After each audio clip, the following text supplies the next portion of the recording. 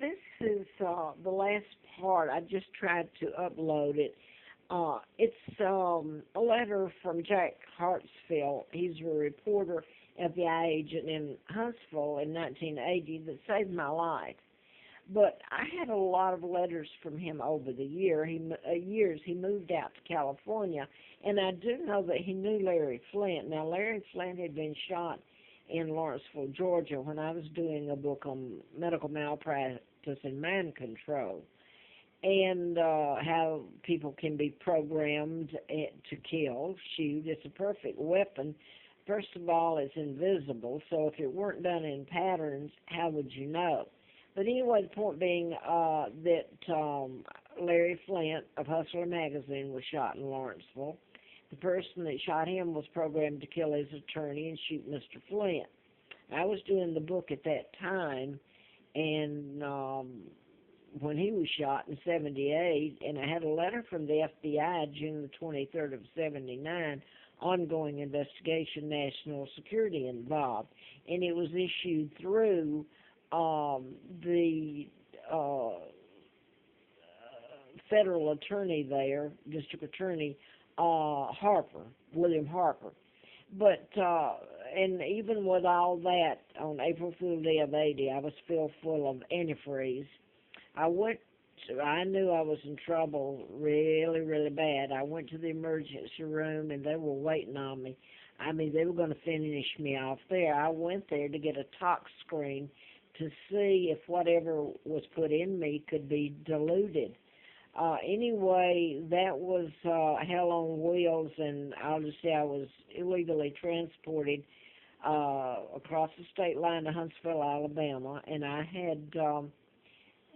finally made it in the condition I was in. I should have died. It was hell, that's all I can say. I passed a background check in May of 80 by Sheriff Patterson, Huntsville. Went to work. It was a requirement to go to work for Fred Simpson, Madison County District Attorney. Now, in Huntsville. Now, that's NASA, that's Marshall Space Flight Center, Redstone Arsenal, Army Base, Command Center, etc. I was kidnapped, I found out later, in 41, age 2, taken to Moulton, Alabama, about 60 miles from Huntsville, and part of my kidnapping involved not just money, but illegal treaties and bringing, scientists that really built the Space Center. Later, how horrifying to me when I found out about my kidnapping and who I am, that the center was named after Kennedy down in Florida. Kennedy's helped kidnap me. Anyway, I've put up who my dad is and my mom, and how history lied about my kidnapping and being brought there and given the name of the twin, Peggy Ann Dempsey. I married Childers. The twins were dead, killed by their mother. They were born out of wedlock, and it's been a fiasco of what they've done to me. What I wrote about mind control murders, if you care to go back and get some of my videos, there's a lot of them up, or Instagram and Facebook. The thing is that some of them I found out about a week ago now are on a can't view list. I told nothing about the truth. It's who I am in my kidnapping, and I was writing about mind control. What I wanted to finish, though, the letters, when I was in Huntsville in 80, Jack Hartsfield saved my life. He's FBI and a reporter. This is a letter, and the rest of the letters he sent me, I put up about 2 years ago. Now, whether they were on the can't view list, I don't know. And they've been taken, stolen from me. I just went through my files, and they're gone. These are the last two. And this is the last part of the letter to Salvador Vizzini, who was FBI retired, I guess. And there was a book, he wrote a book that he would be killed if he told the secrets. But he was sent there in 80, and Jack and this is a letter from Jack to Sal. He was made police chief, and quite frankly, if he and Jack hadn't been there, I wouldn't have made it through those years, even working for the district attorney for the few months that I worked from mid-May till December, I guess, December, I believe, was it. Anyway, that's when John Lennon was shot. Mark David Chapman was programmed to shoot him. Now then, I did bring up the fact that I had worked with Miller, the attorney who represented Amy Bishop, who shot the professors at the University of Alabama in Huntsville in 2010.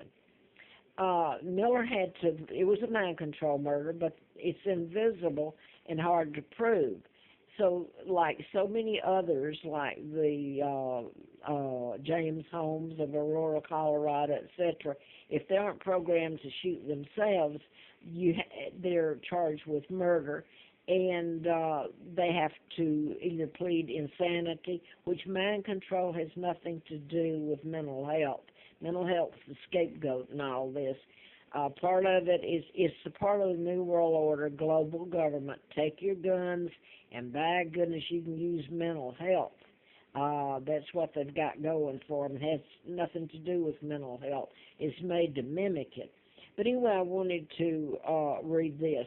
I didn't know this was on here. Susan Boda was someone I met when they tried to kill me, and Jack introduced me to her back in, I guess, 1980, and I knew her for quite a while.